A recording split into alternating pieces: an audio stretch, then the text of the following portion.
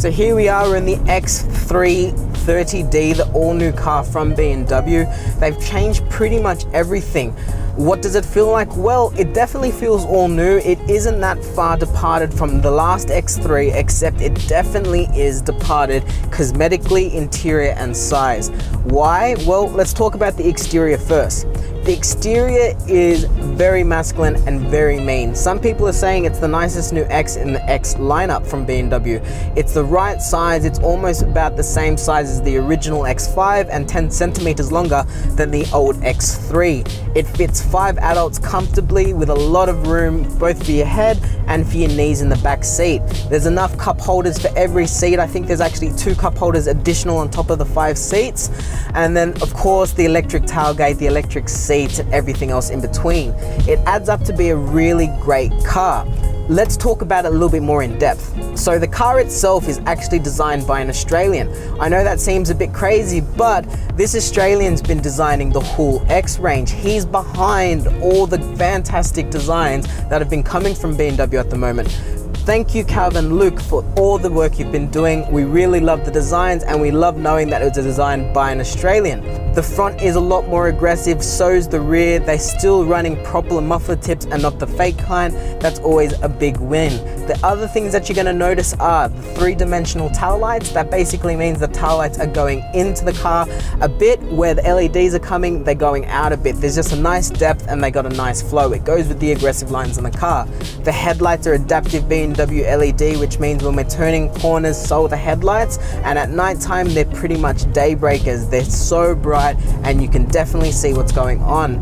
This car's got all the new safety features like the radar, basically telling us if there's a kangaroo that's jumping out in front of us at night time.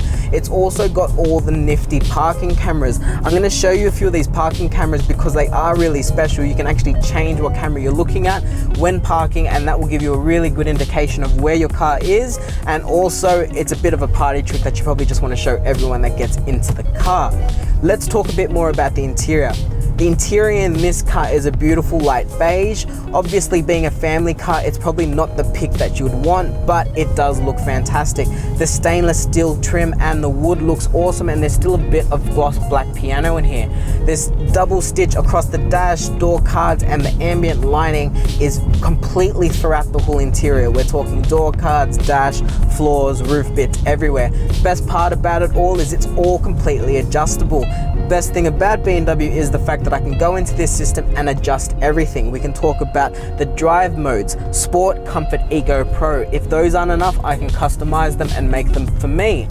The lighting, I want purple here, I want red there, I can do that. I can change the dimmings, I can change all the sound warnings. That's the kind of customization you want when you're spending this kind of money.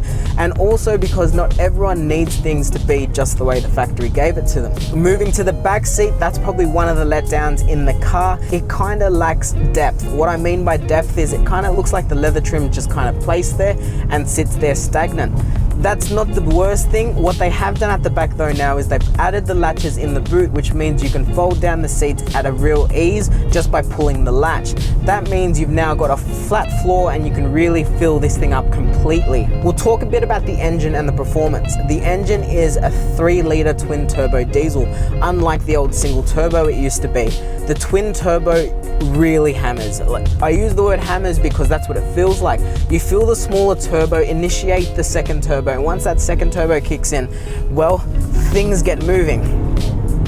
It's really cool and it's nice to feel, and of course being a BMW, it is a driver's car. If you throw the body weight from side to side and you execute it right and you hit those apex, this car is gonna feel light, alive and fast. That is a great thing.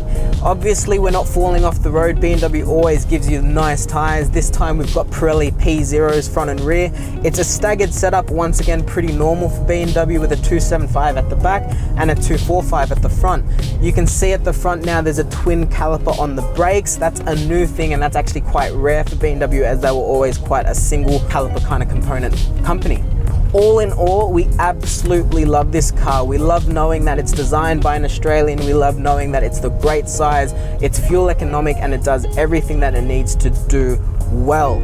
If you've got any questions about the X3, feel free to drop them in the comments below. If you feel like we've missed something, please drop them in the comments below, and we'll do our best to give you the information that we've missed out on. Until next time, guys, click subscribe. Follow us on YouTube and on Facebook. We're going to be reviewing a lot of new cars and capturing a lot of car stories and events throughout 2018, and we would love to take you along for the ride.